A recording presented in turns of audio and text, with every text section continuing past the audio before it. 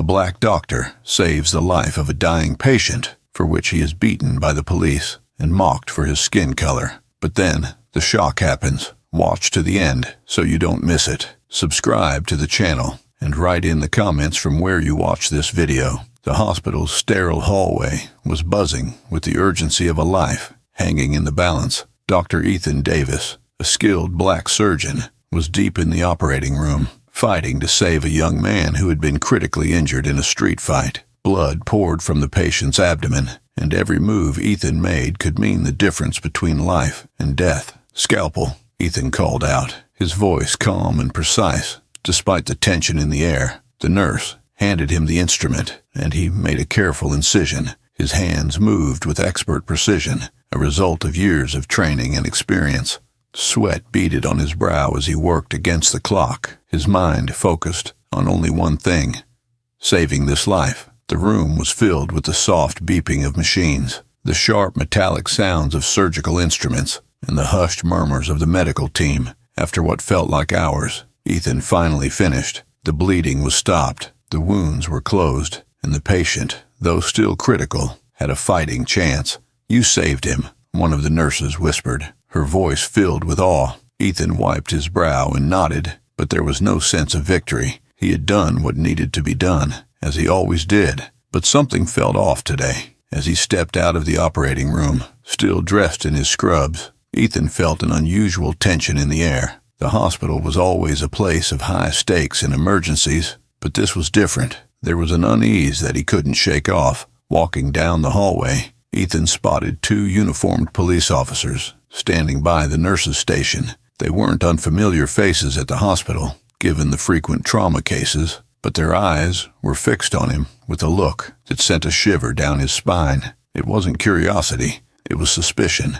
Dr. Davis, one of the officers, a tall man with a stern expression, called out as Ethan approached. "Yes, I'm Dr. Davis," Ethan replied, his instincts on high alert. "Is something wrong?" The officer stepped closer, his posture radiating authority. "We need to ask you some questions about the patient you just operated on." Ethan frowned, feeling a knot tighten in his stomach. "The young man from the street fight. What's going on?" The second officer, shorter and more aggressive in demeanor, narrowed his eyes at Ethan. "How long have you known him?" he asked bluntly. "I don't know him," Ethan responded, confusion growing. "He was brought in as an emergency case. I performed surgery to save his life." The tall officer's eyes narrowed, his tone becoming sharper. "You expect us to believe that? You just happened to be the one to operate on him, and you don't know him at all." Ethan's confusion turned into frustration. "I'm a surgeon. I don't know most of the patients I operate on. I was called to save his life. That's it." The officers exchanged a glance, their suspicion thickening in the air. "Funny how you were so quick to save him," the shorter one muttered, stepping closer, his eyes cold. "We've had witnesses saying you were at the scene of the fight. Care to explain that?" Ethan's heart skipped a beat. "What? That's not true. I wasn't at the scene.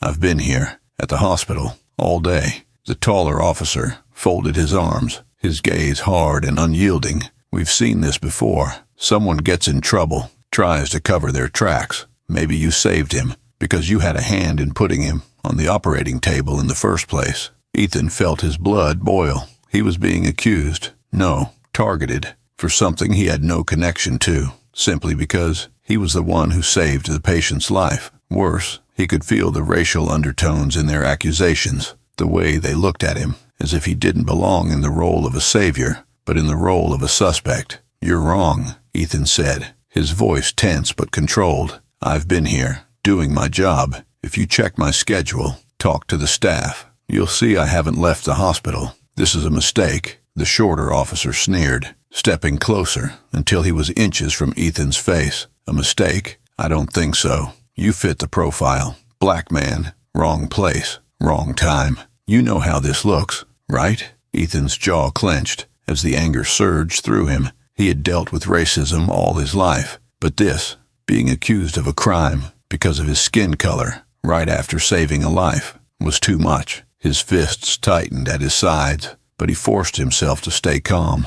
"I suggest you look at the facts instead of making baseless accusations," Ethan said, his voice cold and steady. If you're looking for someone to blame, you won't find it here. I did my job, and I'll continue to do so." The taller officer gave a small, mocking smile. "We'll be keeping an eye on you, Dr. Davis. Don't think for a second we're done here." Without another word, the officers turned and walked away, leaving Ethan standing in the hallway, his heart racing with anger and disbelief. This wasn't just an accusation. It was a clear act of prejudice, and Ethan knew that this was far from over. The tension from the encounter with the police officers hung in the air long after they had left the hospital. Dr. Ethan Davis tried to shake off the lingering frustration as he moved through the familiar corridors, but their words clung to him, unsettling and heavy. The idea that they could accuse him of being involved in a crime simply because he had saved a life gnawed at him,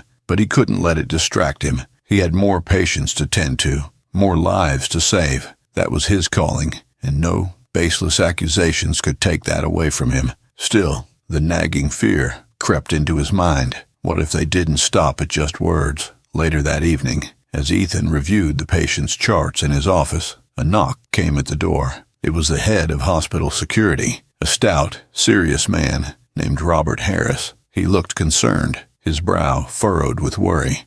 "Dr. Davis, we need to talk," Robert said, stepping inside and closing the door behind him. Ethan sighed, putting down the chart. "Let me guess. It's about the cops that were just here." Robert nodded, his expression grim. "They're causing a stir. Apparently, they've been asking around about you. Some of the staff are starting to get uneasy." Ethan's frustration flared again. "Uneasy? About what? I saved a man's life. How does that make me the villain?" Robert shook his head. "I know, Dr. Davis, I know. But they're pushing the idea that you might be involved in the fight that led to this guy ending up here. Said they have a witness who claims you were seen at the scene." "That's a lie," Ethan said firmly.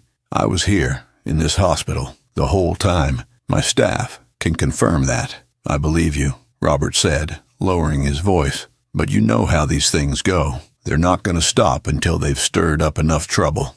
Ethan leaned back in his chair, rubbing his temples. "So what now?" "They're going to arrest me based on a rumor." Robert hesitated, then spoke carefully.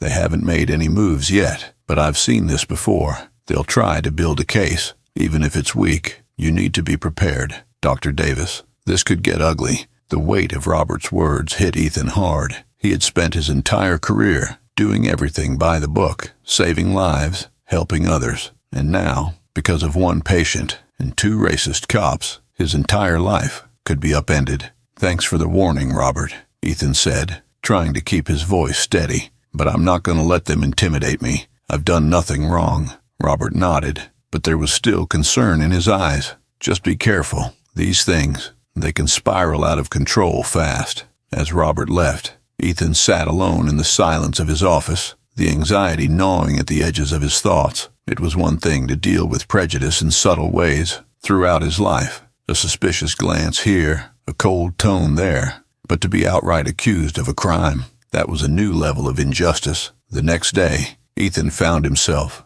constantly looking over his shoulder. He tried to focus on his patients, but the tension in the hospital was palpable. Nurses and staff who had heard about the incident gave him sympathetic looks, but there was also a noticeable distance, as if they feared being pulled into whatever storm was brewing around him.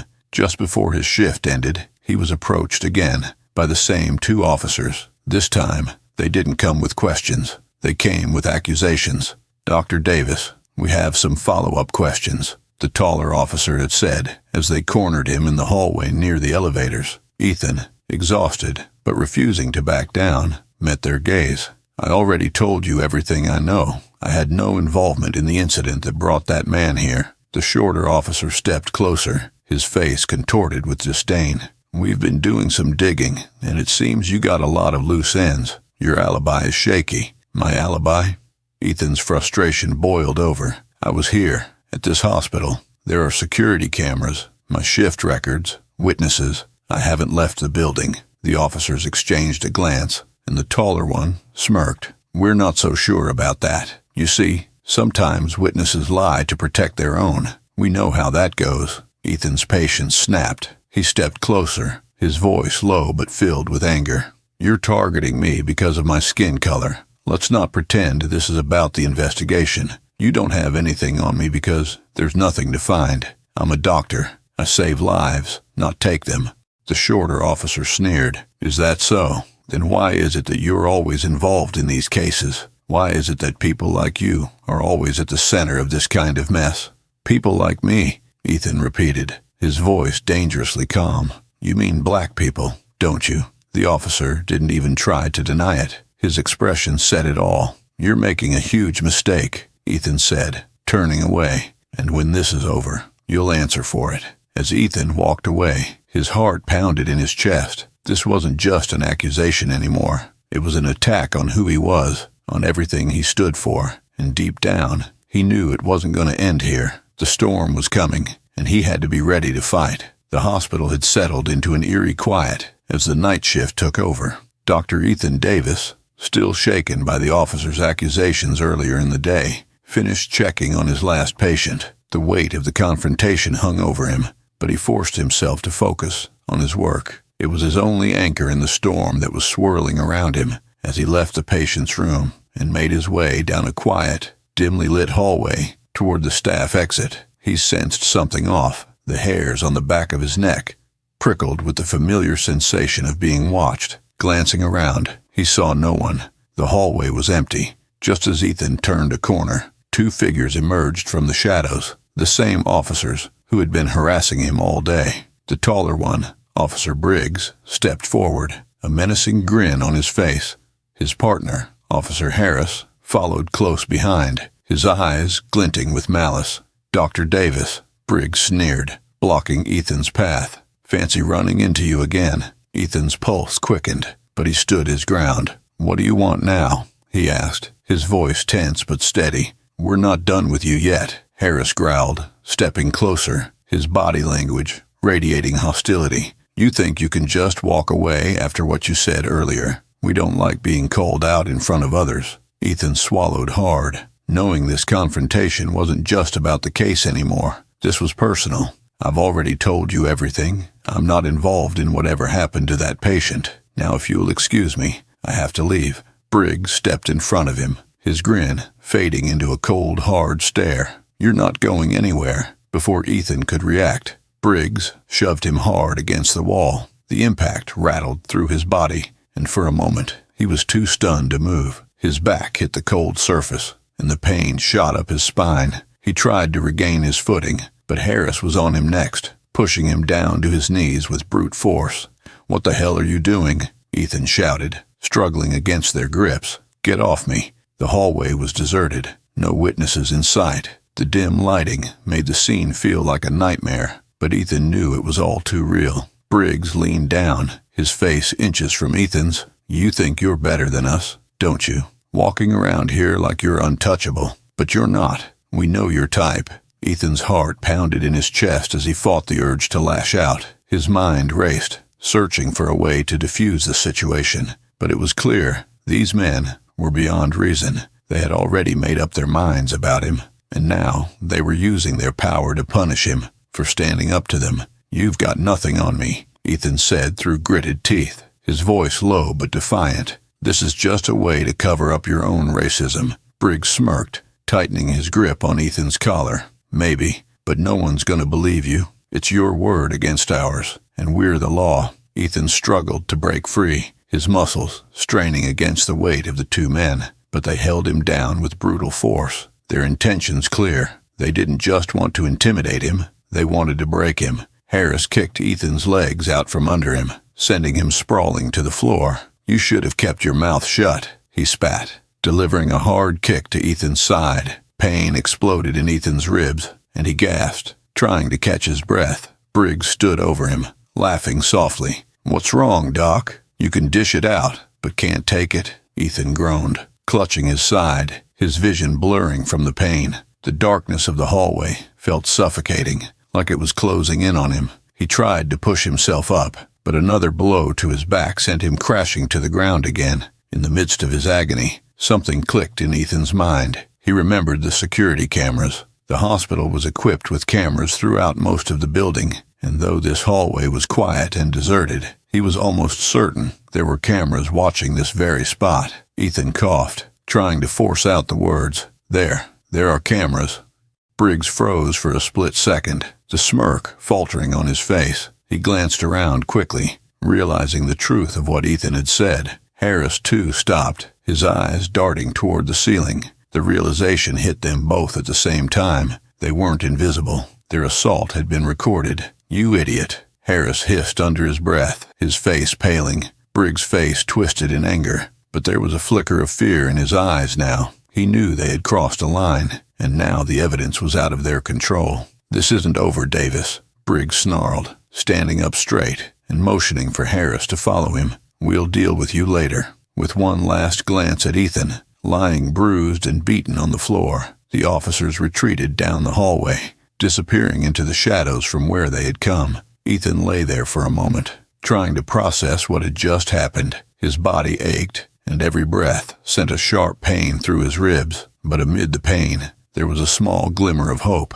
The cameras had caught everything. These men wouldn't get away with this. Summoning what strength he had left, Ethan pulled himself to his feet, using the wall for support. He had to report this. He had to make sure those officers were held accountable. The next morning, Ethan Davis sat in his hospital office, his body aching from the brutal assault the night before. His ribs throbbed with every breath, and the bruises on his arms and legs served as painful reminders of the attack. He hadn't slept. Instead, he spent the night replaying the events in his mind, the fear and rage still fresh. But today, Ethan wasn't going to sit in silence. He knew what had to be done. The hospital's administration office buzzed with quiet efficiency as Ethan approached the front desk. His bruised face and stiff movements caught the attention of the receptionist, whose eyes widened in concern. "Dr. Davis, are you all right?" she asked, glancing at the obvious signs of injury. Ethan forced a smile, though every muscle in his body screamed with pain.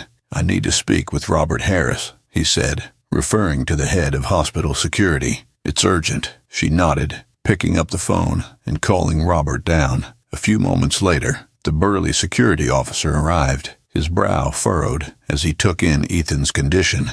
"Dr. Davis, what the hell happened to you?" Robert asked, concern in his voice as he led Ethan into a private room. "You look like you've been through a war." "Close enough," Ethan replied, wincing as he sat down. "I was attacked last night by those two cops, Briggs and Harris. They jumped me in one of the hospital corridors after my shift." Robert's eyes darkened with anger. "What? Are you serious? Where did this happen?" Ethan pointed toward the general direction of the hallway, in one of the empty corridors near the back. "They thought no one would see them, but I'm pretty sure there are security cameras in that area." Robert's face tightened as he listened. "There are cameras all over the hospital, and if they attacked you there, we'll have it on tape." Ethan leaned forward, his voice urgent. "I need that footage, Robert.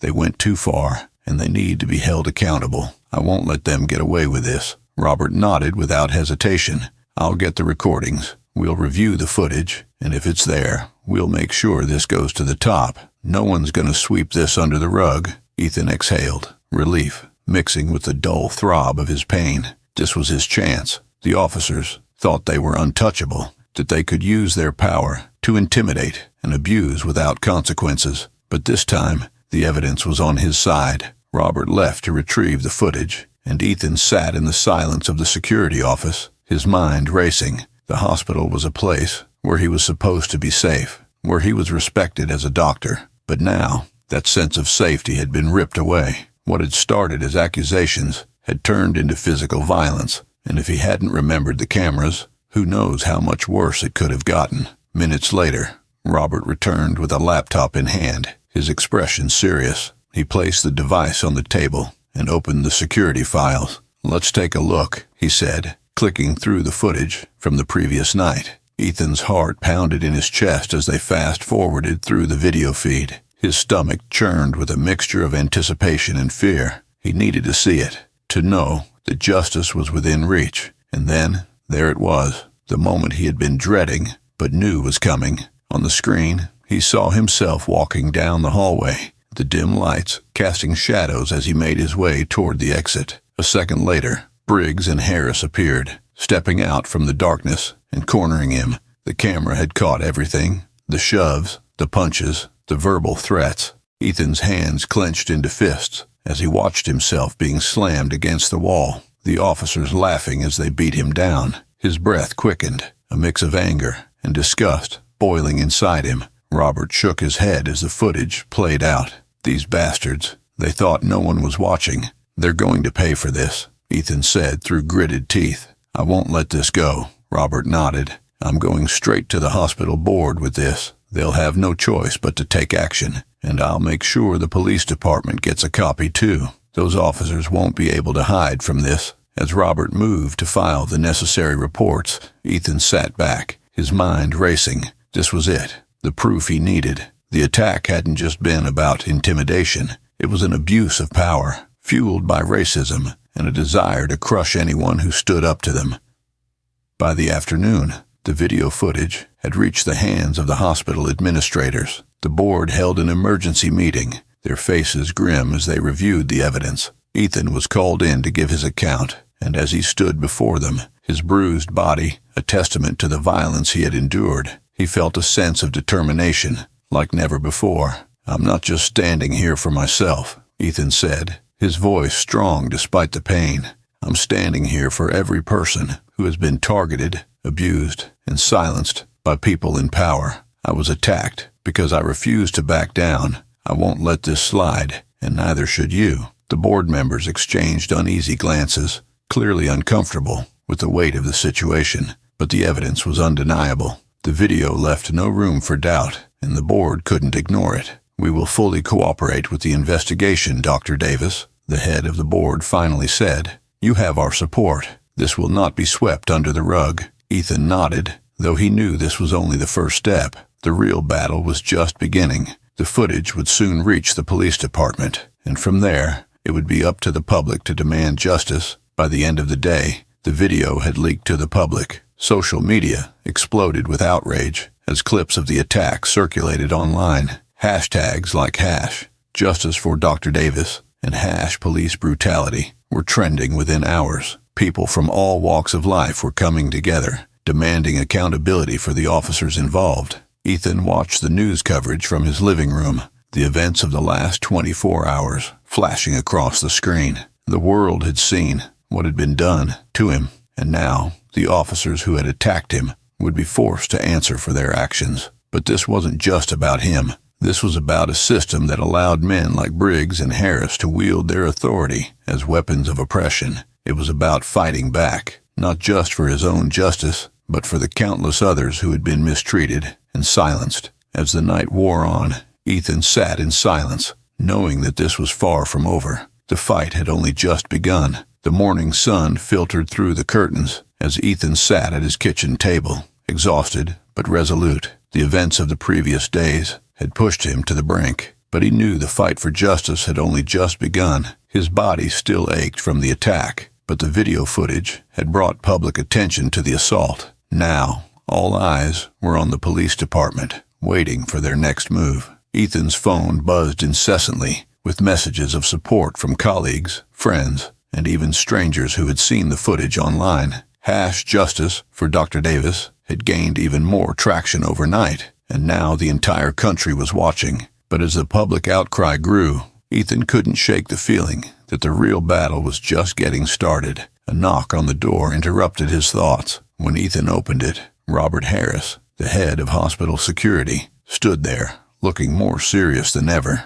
"Ethan," Robert said, stepping inside, "we've got news. The police department is holding a press conference in an hour. Word is they're feeling the pressure after the video went viral. But I wouldn't count on them doing the right thing unless we keep the heat on." Ethan nodded, his heart pounding. "I'm not backing down. I don't care what they try to pull. The public has seen the truth, and I won't let this get buried." An hour later, Ethan found himself watching the press conference on TV. The police chief, a stern-looking man with a furrowed brow, stood at a podium with a wall of cameras and microphones pointed at him. The weight of the moment hung heavily in the air. "As many of you are aware, a troubling incident involving 2 of our officers has come to light," the chief began, his voice steady but strained. "We have reviewed the video footage from the hospital, and we are conducting a full internal investigation, effective immediately. Officers Briggs and Harris have been placed on administrative leave, pending further review. Ethan felt a surge of frustration rise in his chest. Administrative leave. That was it. After everything those officers had done, after the video had made it clear they had assaulted him in cold blood, this was their only response. The press corps, sensing the same frustration, erupted into a flurry of questions. Is that all? What about charges? How can the community trust the police when this kind of brutality happens on camera? The chief held up his hands to quiet the crowd. We understand the public's concern, and we are working closely with the district attorney's office to determine the appropriate course of action. I want to assure the community that we are committed to transparency and accountability. Ethan's phone buzzed with another message, this one from his lawyer, who had been preparing for the next steps in the legal battle. We need to move quickly, the message read. The video is undeniable. We have to push for charges and make sure this doesn't get swept under the rug. Ethan's jaw clenched as he typed a quick response. I'm ready. Let's do this. Over the next few days, the pressure continued to mount. News outlets replayed the video footage. Public protests erupted across the city, and the calls for justice grew louder. Ethan watched as the movement gained momentum, fueled by the anger and frustration of a community tired of police brutality. One evening, as Ethan sat in his office preparing for the legal battle ahead, his lawyer called with important news. They've decided to press charges, she said, her voice filled with cautious optimism. Briggs and Harris are going to face trial for assault and misconduct. The DA couldn't ignore the video, not with the public so invested. Ethan exhaled slowly, relief washing over him. Good. It's a start. It is, she agreed. But we're not done yet. They'll fight this tooth and nail. They'll try to discredit you, make it seem like you provoked the attack. You need to be ready. I'm ready, Ethan said, his voice firm. I won't let them twist this. The truth is on our side. The trial began a month later, with the courtroom packed and the media camped outside. Ethan sat beside his lawyer, his heart racing as the proceedings unfolded. The prosecution presented the damning video footage to the jury, showing in stark detail how Briggs and Harris had ambushed and assaulted Ethan in the hospital hallway. The defense, predictably, tried to paint a different picture. They argued that the officers had acted out of self-defense, that Ethan had been aggressive, that the camera footage didn't show the full context of the confrontation. But the truth was undeniable. The footage showed everything. Ethan's calm demeanor, the officers' unprovoked violence, and the brutal assault that followed. Day by day, the trial progressed, the tension in the courtroom thickening with every witness testimony and cross-examination. Ethan's colleagues from the hospital testified on his behalf, describing his character and professionalism. The prosecution hammered home the point that this was not an isolated incident, but part of a larger pattern of abuse of power. Finally, the day of the verdict arrived. The courtroom was silent as the jury returned with their decision. On the charges of assault and misconduct, we find the defendants, Officer Briggs and Officer Harris, guilty. A wave of relief swept over Ethan. The weight that had been pressing down on him for weeks lifted, if only slightly. Justice had been served, at least in part. As the officers were led away in handcuffs, the crowd outside erupted into cheers. But for Ethan, this wasn't just about personal vindication. It was about holding those in power accountable, about making sure that what had happened to him didn't happen to someone else. In the weeks that followed, the police department faced increased scrutiny. New training programs were introduced, officers were disciplined, and a review of department practices was launched. It wasn't the sweeping reform Ethan had hoped for, but it was a step in the right direction. Ethan returned to his work at the hospital. His body healed, but the emotional scars of the ordeal would take longer to fade. Every day, as he passed through the hallways, he couldn't help but think of that night, of how close he had come to being just another victim in a system that too often protected the abusers instead of the abused. But he also knew that the fight wasn't over. The video had sparked a movement, and Ethan was determined to use his voice to push for real change. He spoke at rallies, shared his story with the media, and worked with activists to demand reforms that would prevent others from experiencing what he had. As Ethan stood on the steps of the courthouse after the trial, surrounded by supporters, he raised his voice one last time. "This isn't just about me," he said, his voice clear and strong. "This is about all of us, about making sure that no one, no matter who they are or where they come from, has to live in fear of those who are supposed to protect them. We won today, but the fight continues." The crowd erupted into applause, their voices joining his in a chorus of hope and determination. Ethan smiled, knowing that together they had taken the first step toward a better future. That's how it ended. Justice has been served, but the struggle for justice continues. Do you want to know how the trial went, or what happened next to Dr. Davis and his attackers? Subscribe to the channel so that you don't miss the continuation of this story. Leave your comments and share your opinion. What do you think about such situations? And don't forget to watch other videos on our channel for even more exciting stories.